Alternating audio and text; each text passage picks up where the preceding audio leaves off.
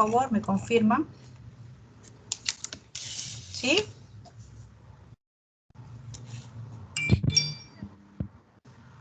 Sí se ve. ¿Me escuchan bien? Perfecto. Sí se ve, pero...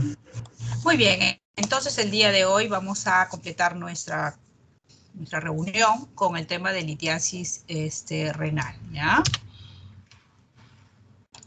Lo primero es que tenemos que,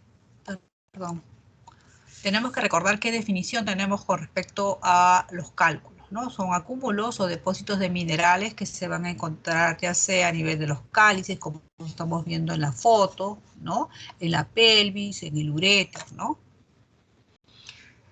Cuando se encuentran estos cálculos a nivel del tracto urinario se conoce como urolitiasis. También hay cálculos que se pueden depositar a lo largo del parénquima, ¿no? Específicamente, y van a ser más grandes, incluso van a tomar la forma del cálice, y eso vamos a denominarlos nefrocalcinosis, ¿no? Es interesante porque esta patología es una de las más frecuentes que vemos en la consulta, ¿no? Luego de lo que es la primera causa de consulta es las infecciones urinarias, como ustedes bien lo saben.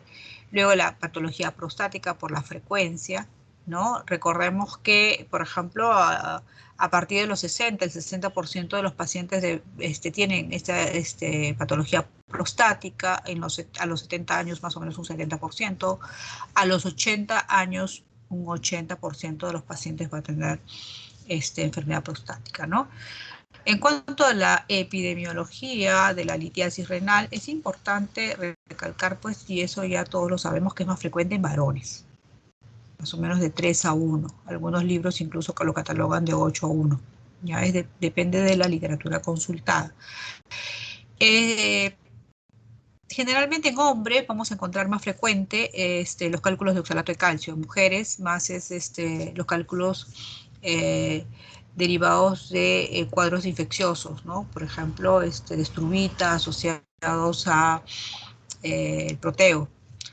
La edad más o menos es en edad promedio, edad madura, 30, 40, 50 años. Hay algunos cuadros de litiasis que son asociados a cuadros familiares, genéticos, ¿no? Por ejemplo, el tema de la gota, ¿no? La cicinuria, ¿no? Etcétera.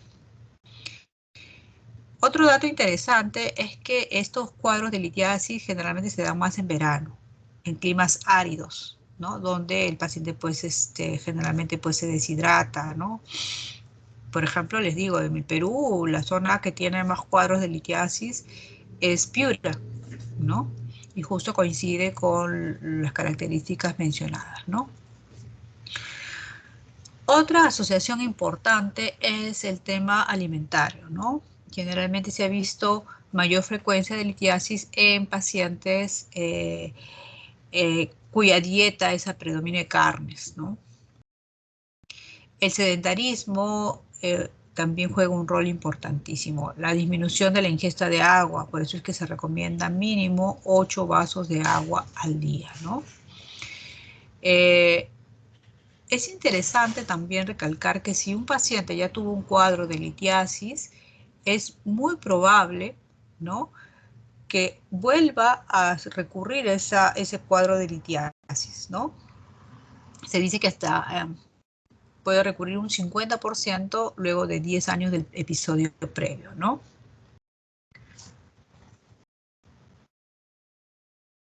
Habla de razas, ¿no? Donde hablamos, pues, que la raza blanca es más frecuente la litiasis sobre la raza negra, ¿no? Entonces, ¿por qué se forman estos cálculos? Porque obviamente normalmente hay un equilibrio entre los factores promotores e inhibidores de la formación de cálculos. Cuando eso se altera, lamentablemente es cuando se forman, pues, en los mismos, ¿no? Entonces hay varias teorías sobre la litogénesis, ¿no? Tenemos la teoría de la sobresaturación cristalización, la teoría de la deficiencia de los inhibidores de la cristalización, la teoría de la matriz proteica, la teoría de la litogénesis infecciosa, la teoría de los inductores de la cristalización, ¿no? Entonces, es interesante que sepan que la formación de cálculos se van a distinguir dos estadios, ¿no? El estadio inicial, o de nucleación, donde se forma el núcleo, ¿no? Este generalmente es a nivel microscópico, donde se va a producir precipitación de diversas sales. Esta precipitación obviamente va a tener una serie de factores ya mencionados, ¿no? Entonces, por ejemplo, la falta de inhibidores, los citratos, ¿no? Los pirofosfatos también es otro inhibidor. O cuando, por ejemplo, existen compuestos en la orina de alto peso molecular, ¿no? Por ejemplo, mucoproteínas de Tan-Horford, y alrededor de ellas se pueden formar, sirve como matriz, ¿no? Y alrededor de ellas se van a formar los cálculos, ¿no? O también cuando la orina está sobresaturada, por eso es que se recomienda diluir, ¿no? Tratar de que la orina no esté sobresaturada tomando gran cantidad de líquidos, ¿no? Y luego de esta etapa de nucleación viene la etapa de crecimiento y de agregación de cristales, ¿no? Entonces ya al inicio estos cálculos fueron microscópicos, en esta etapa ya se hacen macroscópicos, ¿no?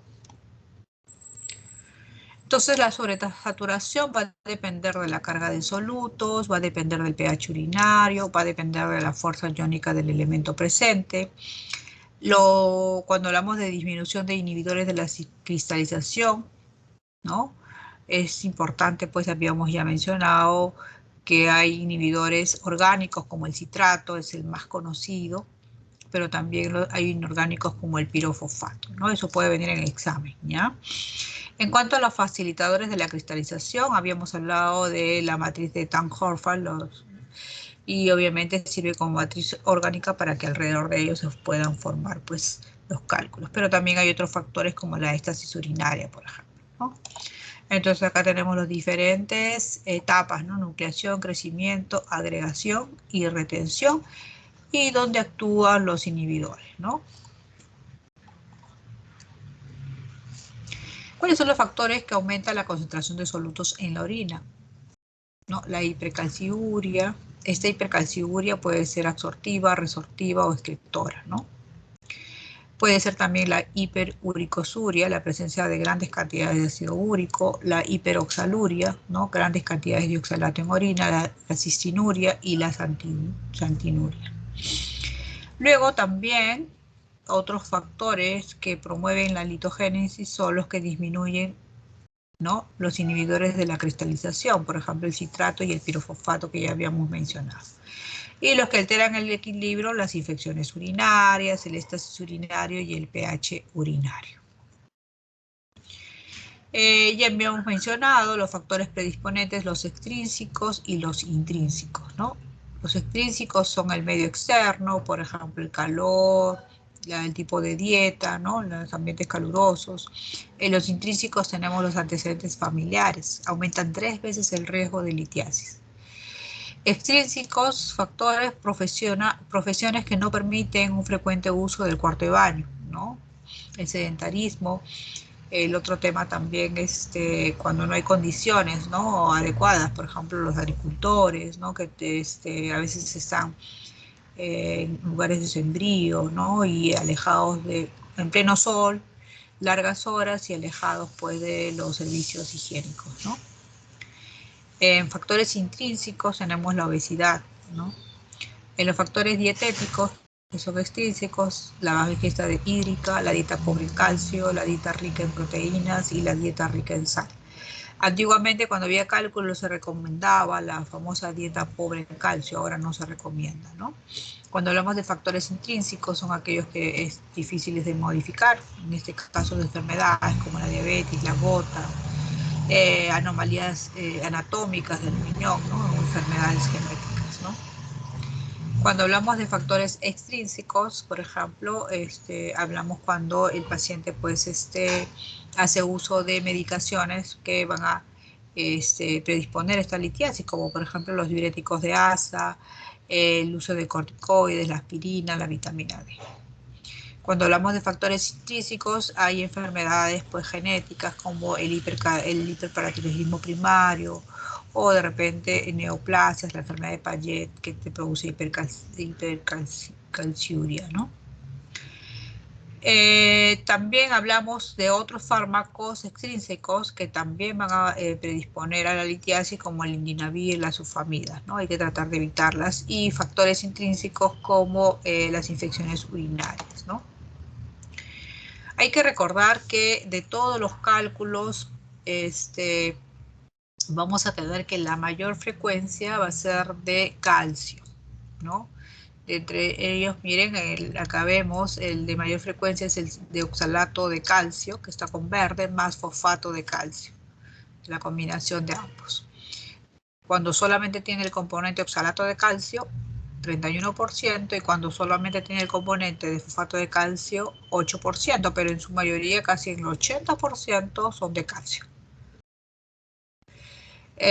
Hablábamos de que la litiasis pues es multifactorial, implica pues factores genéticos, ambientales, raciales, estructurales y otros mecanismos físico-químicos complejos, ¿no?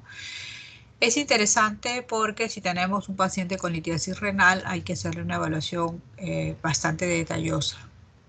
Va a incluir la historia clínica, el examen físico, el estudio de imágenes y laboratorio, ¿no? Entonces, la historia clínica debe estar enfocada en buscar factores de riesgo de litiasis, ¿no? ¿Cuáles son estos factores de riesgo? Ya sean urinarios, como ya lo habíamos mencionado, ¿no? El bajo volumen urinario, o sea, la ingesta de líquidos, la calciuria elevada, la oxaluria, la citraturia baja, el pH de orina elevado, que te va a predisponer la litiasis de fosfato de calcio, el pH de orina bajo, que te va a predisponer la litiasis de ácido úrico, ¿no? Los factores dietéticos que ya hemos mencionado, los factores anatómicos, el riñón en herradura, el riñón en esponja. Condiciones médicas también que hemos conversado sobre diabetes, hiperparatiroidismo primario, la gota, la obesidad, ¿no? Y los fármacos que también ya habíamos mencionado, ¿no? Ahora, es interesante que si un paciente ya tiene una historia de litiasis, obviamente, pues hay que buscar, ¿no? Los riesgos de que vuelva a recidivar, sabiendo de que la recidiva es bastante frecuente, ¿no? Otra cosa interesante es que muchos de los pacientes han tenido litiasis, han eliminado de repente el cálculo, pero no saben qué tipo de cálculo es. Entonces lo ideal es que si tenemos la muestra del cálculo, mandarlo a estudiar, pero a veces no se puede, pero asumimos, ¿no? Como la frecuencia mayor es de calcio, podemos asumir que es de carbonato o de fosfato de calcio, ¿no? Entonces tenemos que trabajar sobre los factores de riesgo, ¿no? Por ejemplo, la obesidad.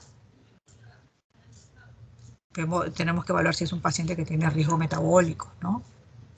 Sobre todo eso se da en mujeres. Luego tenemos que ver si es diabético, si es hipertenso. ¿Por qué? Porque se sabe que la resistencia a la insulina va a incrementar la absorción intestinal y la excreción de calcio, ¿no? Entonces es un factor de riesgo. Ahora, la hipercalcemia por cualquier causa, por ejemplo, el hiperparatiroidismo primario, también tenemos pacientes con fractura, por ejemplo, de fémur. Ahí esa inmovilización prolongada también va a ser factor de riesgo de formación de cálculos, ¿no? La gota que ya habíamos hablado, es interesante también recalcar las enfermedades malabsortivas, ¿no? La enfermedad inflamatoria intestinal, la recesión ileal, el bypass y ayuno ileal, la diarrea crónica y el abuso de laxantes también van a producir el riesgo de litiasis, ¿no? En cuanto a enfermedades renales, se sabe que la acidosis tubular renal o algún tipo de anomalía anatómica del riñón también son factores de riesgo, ¿no? Cuando hablábamos de las infecciones urinarias, estas van a predisponer a un tipo de litiasis que son los cálculos de Struvita, que generalmente se asocian a gérmenes productores de ureasa, como por ejemplo el Proteus, la Klebsiella, la Providetia, la Pseudomonas o el Enterococos, ¿no? algunas láminas las vamos a pasar rápido por el tiempo, pero ya habíamos hecho mención el factor ambiental que jugaba un papel importante, ¿no? El componente genético, miren, se han hecho estudios donde los gemelos idénticos van a tener 56% mayor riesgo, ¿no?, de litiasis, ¿no? Tenemos la hipercalciuria familiar, que es bastante frecuente. El 50% de los pacientes de primer grado de un paciente que haya tenido, obviamente van a tener el tema de la litiasis. Los fármacos, ¿no? El abuso de diuréticos, específicamente los diuréticos de asa, que hacen, estimulan la pérdida de calcio y obviamente pues aumento en orina y mayor precipitación, ¿no? Los antiácidos, los corticoides, las teofilinas, la aspirina, la vitamina D. Ahora con el tema del COVID se propugnaba pues vitamina D a grandes dosis, o vitamina C también a grandes dosis. Ambas van a estimular pues la formación de cálculos, ¿no?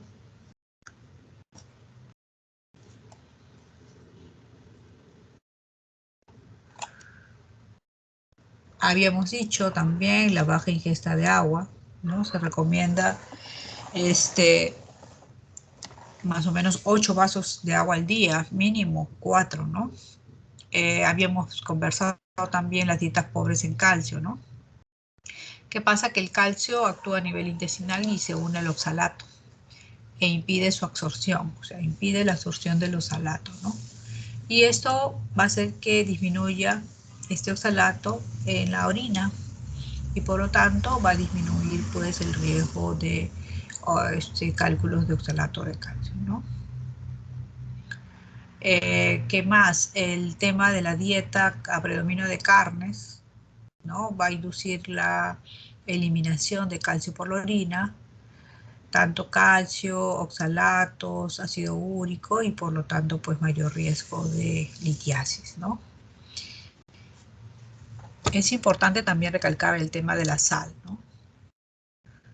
Y entre ellos los alimentos envasados, procesados, ¿no? Todo lo que es, por ejemplo, embutidos o de repente enlatados, ¿no? Esos también van a estimular la formación de cálculos. El cuadro clínico ya es conocido, son los famosos pues cólicos nefríticos, son dolores intensos, matutinos, de duración pues corta, ¿no? Pueden durar 20, 60 minutos, ¿no? Son tipo espasmódico, ¿no? Vienen intensamente y luego pasa. Es muy intenso y no mejora con el reposo. Generalmente el paciente pues busca una posición antálgica y está continuamente moviéndose, ¿no? Está localizado en la fosa lumbar, irradiado en sentido descendente anterior, siguiendo el trayecto ureteral hasta la vejiga, ¿no? El paciente suele mostrarse agitado y en posición antálgica.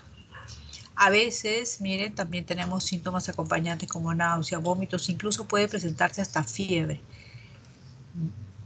Es interesante. No confundan este tipo de cólico nefrítico con una pielonefritis. En la pielonefritis el dolor es un dolor sordo, es un dolor constante, es un dolor permanente en la zona lumbar, ¿no? Muy bien. Al examen físico, obviamente vamos a tener pues un abdomen permanentemente blando, depresible, no hay signos peritoneales por lo general y puede haber pues puño percusión lumbar, puntos renoureterales positivos, ¿no? Hay diagnósticos diferenciales, ¿no? Hemos tenido pacientes que incluso han pensado, por ejemplo, en trasplantados, donde el riñón se pone en la parte de flanco derecho, ¿no? O entre flanco y fosa ilíaca, han confundido el dolor con cuadros de apendicitis, ¿no?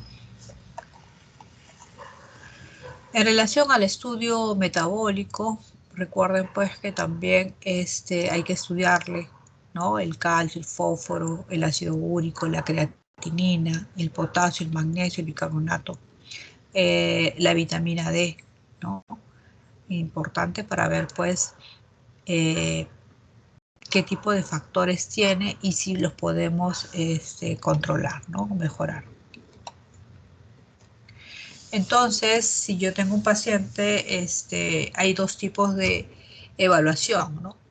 Si es la primera vez, le hago un estudio simplificado, pero si es ya en un cuadro de recurrencia, voy a hacer un estudio mucho más profundo, ¿no?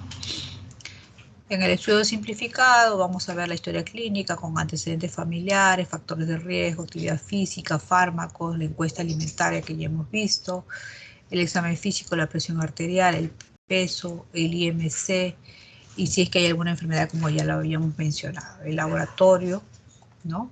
Con estos parámetros que estamos viendo. Pero si yo veo que ya es un cuadro recidivante, voy a tener que hacer pues toda una evaluación un poquito más detallada, ¿no? Evaluar calciuria, fosfaturia, uricosuria, oxaluria. Son evaluaciones que no las hace cualquier laboratorio, ¿ya? A veces estos estudios detallados incluso los hace a veces, por ejemplo, el Hospital del Niño, ¿no? ROE también los está haciendo, ¿no? Hay algunos hospitales que aún no los están haciendo, ¿no? Entonces habíamos hablado de la hipercalciuria, habíamos visto que tenemos tres tipos, la absortiva, la reabsortiva y la hipercalciuria renal que todos conocemos, ¿no? La absortiva, como su nombre lo dice, es por la elevada absorción intestinal de calcio, ¿ya? Específicamente tiene mucho que ver también en pacientes pues con cuadros de herencia, ¿no? Luego tenemos, acá hay una característica, la secreción de la paratormona se encuentra suprimida, ¿no? Porque la hipocalcemia es la que estimula la paratormona, ¿no? Entonces vamos a encontrar una paratormona baja. En la hipercalciuria reabsortiva vamos a encontrar un aumento de la reabsorción ósea, ¿no? Se saca calcio de los huesos y hay exagerada remodelación ósea con aumento y liberación del calcio de la circulación sistémica. Y también va a haber disminución de la paratormona porque hay aumento del calcio, ¿no? Esta resorción podría estar asociada a estímulos como el calcitriol, ¿no? Y otros factores. Cuando hablamos de la hipercalciuria renal, también va a haber, ¿se acuerdan que hablábamos de la hiperparatiroidismo, o sea, se saca calcio de los huesos? Hay una reabsorción también de calcio, ¿no? Como respuesta a la secreción de la paratormona, ¿no? Pero acá, a diferencia de las anteriores, vamos a encontrar una paratormona elevada. ¿Cuáles son las causas de la hipercalciuria? Habíamos dicho, puede ser un hiperparatiroidismo, puede ser secundario por enfermedad específicamente renal, enfermedades malignas, una sarcoidosis, un mieloma también. También tenemos, por ejemplo, el aumento de calcio circulante proveniente del hueso, ¿no? Disminución de la reabsorción de calcio a nivel tubular, como por patologías tubulares, acidosis tubular renal, esta es una de ellas, el uso de diuréticos, etc. Y la famosa hipercalciuria idiopática familiar, ¿no? ¿Cuál es el tratamiento de la hipercalciuria? Aumentar el volumen urinario, en todas va a ser aumentar el volumen urinario, modificar la dieta, la restricción proteica que habíamos mencionado, la ingesta de calcio, no abolirla, sino darla en cantidades de más o menos 800 miligramos al día, la restricción de sodio. Yo en algunos pacientes que han tenido hipercalciuria demostrada, se les puede dar tiazidas o de repente el amiloride, que también es otro tipo de diuréticos. Entonces también, aparte de lo mencionado, ¿no? Hay que ser un poco más detalloso, se podría decir que el sodio se va a reducir a 100 miliequivalentes, ¿no? Más o menos lo que corresponde a 5 gramos al día de sal. Las dietas normales de ahora tenemos más o menos 12 gramos de sal al día, más o menos a la mitad. Se recomienda la restricción de oxalatos dietarios, como que está en los frutos secos, la espinaca, las acelgas, la berenjena, el coliflor, el apio, el chocolate, etcétera, ¿no? ¿Qué más? Una dieta alta en calcio está asociada con un menor riesgo de formación de cálculos.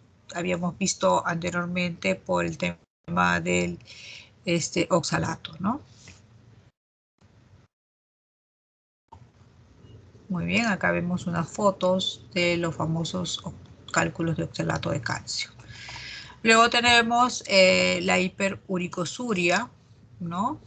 Cuando tenemos pues la excreción de ácido úrico mayor de 800 miligramos al día, ¿no? Específicamente, acuérdense que el ácido úrico pues es el producto final del metabolismo de las purinas y se da pues en enfermedades como la gota, ¿no? Entonces es importante recordar eso, ¿no?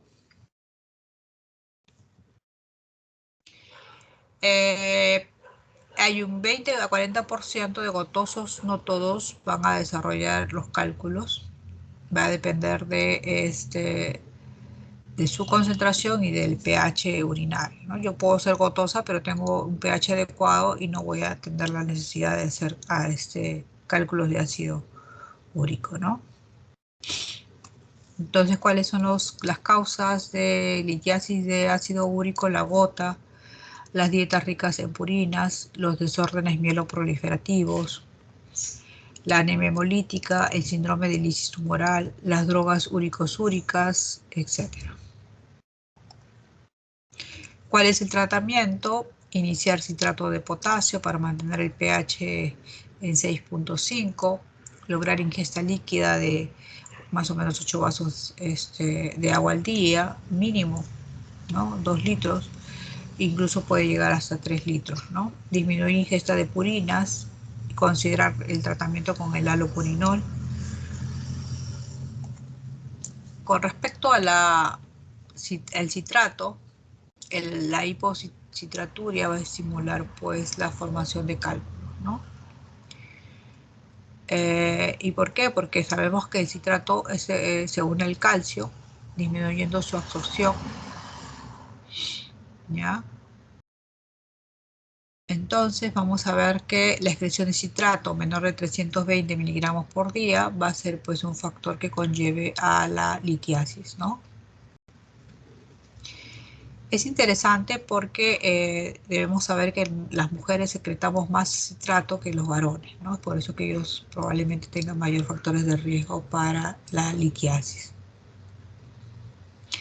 La acidosis intracelular, las dietas ácidas, es decir, las dietas ricas en carnes, ¿no? Y la hipopotasemia van a disminuir la excreción urinaria de citrato y por lo tanto mayor riesgo de litiasis. Es interesante porque miren, las frutas como la naranja, las toronjas son las principales fuentes exógenas de citrato, es decir, disminuyen la posibilidad de litiasis. Es por eso que los desayunos vienen con su jugo de naranja, ¿no? Las terapias de reemplazo renal en la menopausia van a aumentar pues la excreción de calcio y aumenta la excreción de citrato. Y el efecto neto es la disminución en la formación de cálculos, ¿no? Entonces, ¿cuáles son las causas de la hipocitraturia? La acidosis tubular renal, la insuficiencia renal crónica, la terapia con acetazolamida, la depresión de potasio, la hipocitraturia idiopática, etc. El tratamiento, controlar los factores corregibles y se le puede dar, si es que hay disminución del citrato, le damos citrato de potasio, ¿no? Hay cápsulas que se dan y la evolución es bastante favorable, ¿no? Luego tenemos la hiperoxaluria, ¿no? Es como factor de riesgo de litiasis cuando se elimina pues oxalato en orina mayor de 45 miligramos en mujeres y mayor a 60 miligramos en varones, ¿no? Entonces es importante recalcar pues que esta hiperoxaluria va a estar presente en el 10 a 50% de los pacientes con cálculos de calcio, acuérdense, oxalato de calcio. Y es causado por aumento en la ingesta pues, de alimentos ricos en oxalatos. Esta hiperoxaluria puede ser primaria o secundaria, ¿no? Con respecto a la hiperoxaluria primaria, es un efecto congénito del metabolismo autosómico recesivo generado por defectos en la enzima glioxalato aminotransferasa, ¿no? Este defecto genético va a producir pues grandes cantidades de glioxalato, ¿no? Los cuales van a ser convertidos a oxalato. Entonces, esta hiperoxaluria puede ser de 3 tipos, ¿no? La tipo 1, que es la más frecuente.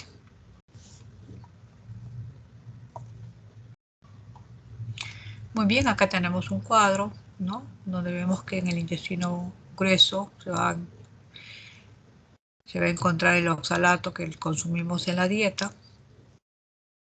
El 10% se absorbe y el 90% va a formar un complejo insoluble calcio-oxalato, ¿no? Y se va a perder con las deposiciones, ¿no? Pero hay un buen porcentaje de los pacientes, pues, que van a tener esta absorción incrementada y por lo tanto, pues, mayor cantidad de oxalato, ¿no? En orina. Cuando hablamos de las hiperoxalurias secundarias, ¿no? Pueden ser por el factor intestinal, ¿no? Por la absorción aumentada. Por ejemplo, esta se da pues, en enfermedades, la enfermedad de Crohn, las derivaciones ciliares, el síndrome del intestino corto, los famosos bypass gástricos, ¿no? Para bajar de peso también hacen pues que se absorba mayor cantidad de calcio, ¿no? La suplementación de la vitamina C puede aumentar la excreción de oxalato en orina.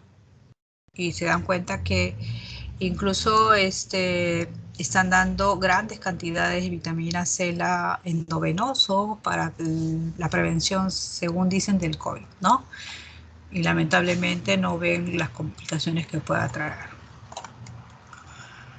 ¿Cuáles son las causas de la hiperoxaluria? La dieta pobre en calcio, el aumento de la absorción intestinal de calcio, la hiperoxaluria entérica, la hiperoxaluria primaria y la famosa megadosis de vitamina C. El tratamiento es el aporte de calcio en la dieta para mantener menos de 40 miligramos el oxalato, ¿no? Es decir, no restringir el calcio en la dieta, ¿no? La dieta baja en oxalato y baja en grasas y el tratamiento del síndrome de mala absorción si es que tuviera nuestro paciente. Luego tenemos los famosos cálculos de cistinas, ¿no? Representan menos del 1% de los cálculos, son enfermedades raras, es un desorden hereditario, que se va a caracterizar porque hay una alteración, ¿no? En la reabsorción tubular renal de los aminoácidos, ¿no? Como la cistina, la lisina, la arginina. Entonces es interesante porque hay antecedentes familiares de la presencia de estos cálculos, ¿no? En Estados Unidos, 1 de cada 15.000 personas pues tiene estos cálculos de cistina.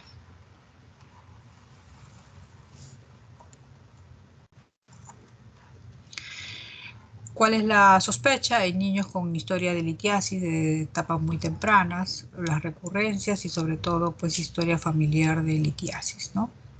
El tratamiento es la dieta, hidratar y alcalinizar la orina y el uso de agentes quelantes de cistina. Y tenemos también los famosos cálculos de Struvita, ¿ya? Está constituida por una triple sal de magnesio, fosfato y amonio. Se va a dar en el 10% de todos los cálculos y se origina pues debido a infecciones por bacterias productoras de ureasa, ¿no? Por ejemplo, la Klebsiella, el Proteus, que ya habíamos mencionado. Hay la E. coli también, pero no todas van a ser productoras de ureasas, no solamente un 5%. Es interesante porque tienden a formar cálculos en apariencia de un coral, ¿no? Por eso se llaman coraliformes, ¿no? Hay mayor prevalencia en pacientes pues, con mayor riesgo de infecciones, ¿no? Con vejigas neurogénicas, diabéticos, cateterización continua, etcétera, ¿no? Generalmente esos cálculos son muy duros, el tratamiento es bastante difícil y por lo general el tratamiento es quirúrgico, ¿no? Miren estos cálculos, incluso adquieren la forma de la pelvis, ¿no? Cuando han hecho un estudio de estos cálculos han encontrado que el mayor porcentaje está dado por bacterias de Proteus vulgaris, el Mirabilis también, ¿no? O sea, la familia de Proteus es la que más produce, ¿no? Luego la Providencia, pero generalmente Klebsiella también. Entonces, en estos cálculos de Subita, obviamente, pues si son secundarias a bacterias, se queda tratamiento antibiótico, inhibidores de la ureasa, el ácido aceto hidroxámico, la depresión de sustratos, etc. Y obviamente si necesita un tratamiento quirúrgico, ¿no?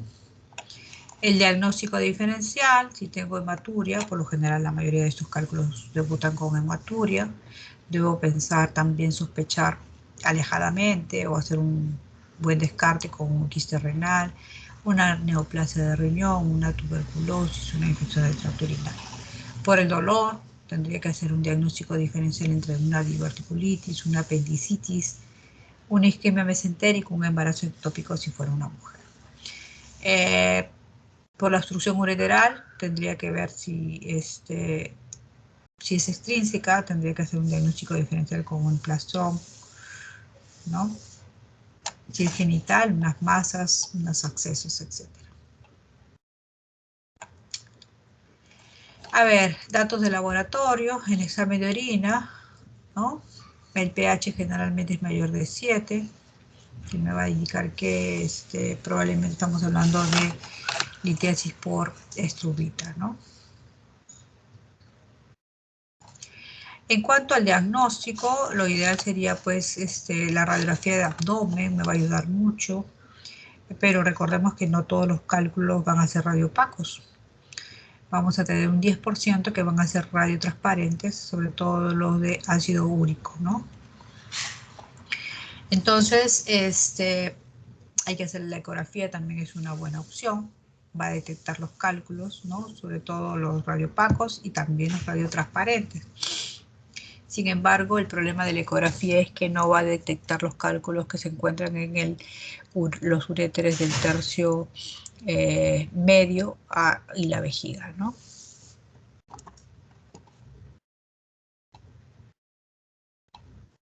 Acá tenemos imágenes de cálculos, ¿no?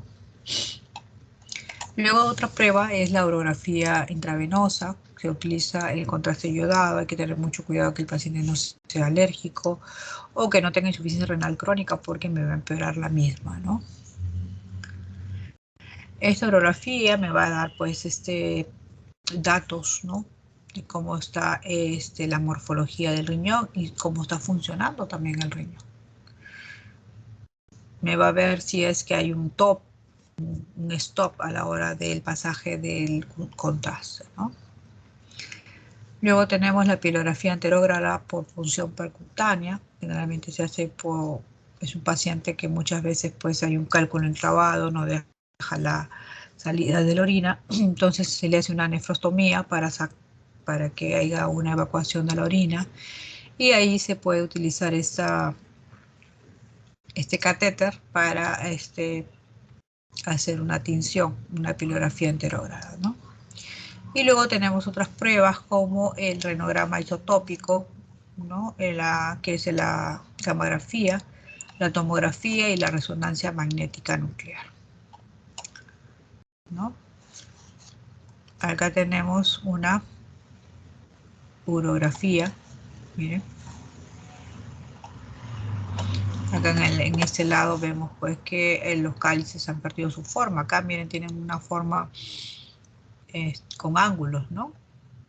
Como copas. En el otro lado han perdido, son de bordes redondeados, han perdido toda su forma, ¿no? Generalmente se da en la pielonefritis crónica. Miren. Acá vemos la forma de cálculos pareciera de coral, ¿no? Coraliforme, miren. Ahora, para evaluar bien los cálculos no hay que poner contraste. Se ven a simple vista.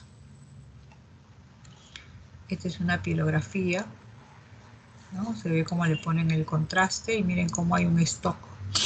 Y hay un desfiladero bien delgadito.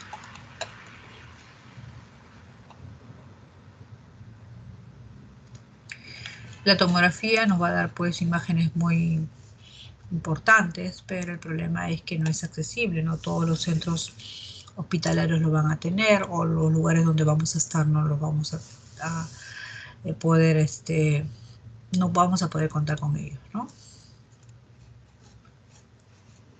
Acá vemos pues, miren.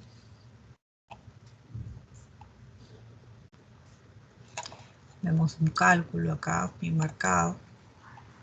Este es un radiorenograma, una gamografía renal, ¿no? Y vemos, por ejemplo, los dos riñones se tiñen, pero como que hay uno que como que no capta muy bien hay uno que no evacúa la orina, ¿no? Entonces se llama una alteración en la excreción de la orina, ¿no?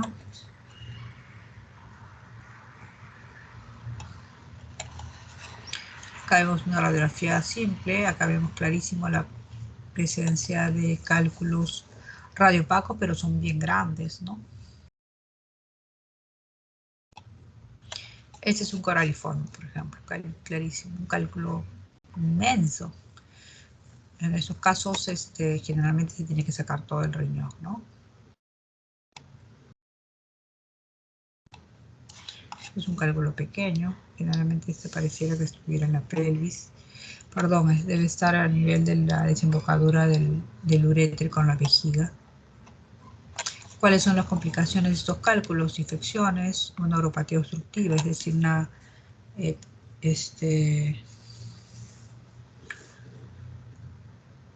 un problema a nivel de la pelvis, una anuria, una insuficiencia renal crónica.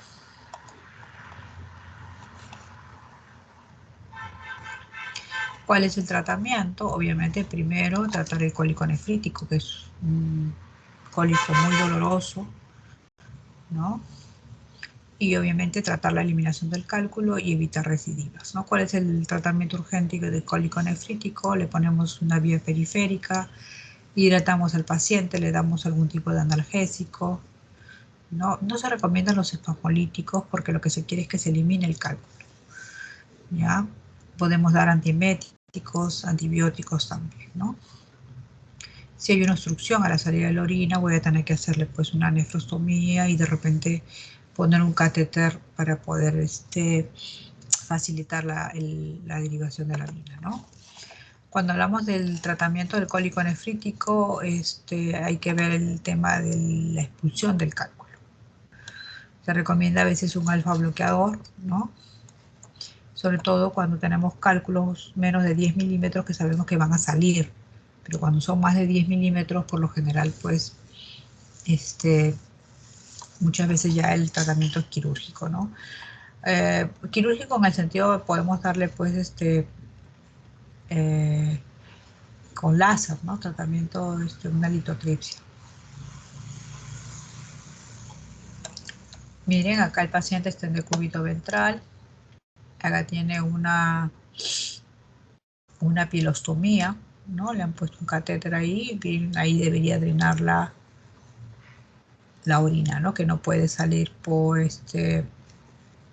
la vejiga. Entonces, miren, acá ponen como una sondita. Miren, por acá le ponen un aparatito pequeño y por ahí como una canastilla y pueden sacar el cálculo, ¿no? Este es el famoso doble J, que es un catéter. Si yo no puedo pasar acá desde la pelvis la orina hacia la vejiga, Le pongo un catéter y por este catéter va a pasar la orina y va a drenar, ¿no? Miren, cuando el tratamiento hay varias opciones. Tenemos la litotripsia extracorpórea por ondas de choque. Está indicado como tratamiento de primera línea en litiasis menores de 20 milímetros. Y lo ideal sería menos de 10, ¿no? Entre 10 y 20, pues, ¿no? La ureteroscopía con osilitotripsia intracorpórea combina el uso del ureteroscopio con la extracción del cálculo, ¿no? Y ahí están sus indicaciones. Esta es la mesa famosa donde se hace el procedimiento. Este es el equipo. Esta es la canastilla, ¿no? Y así se hace ese procedimiento.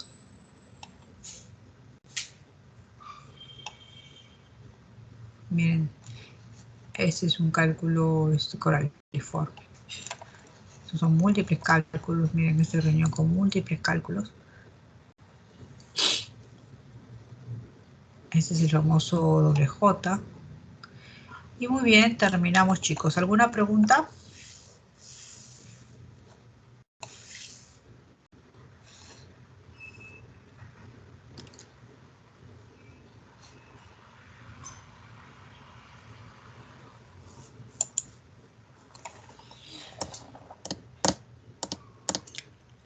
Terminamos. ¿Alguna pregunta?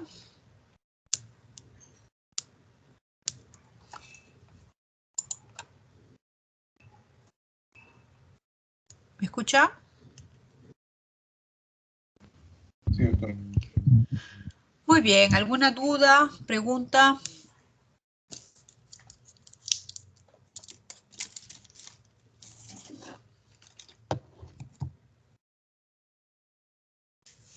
Bueno, si no hay preguntas, damos por terminada nuestra clase del día de hoy.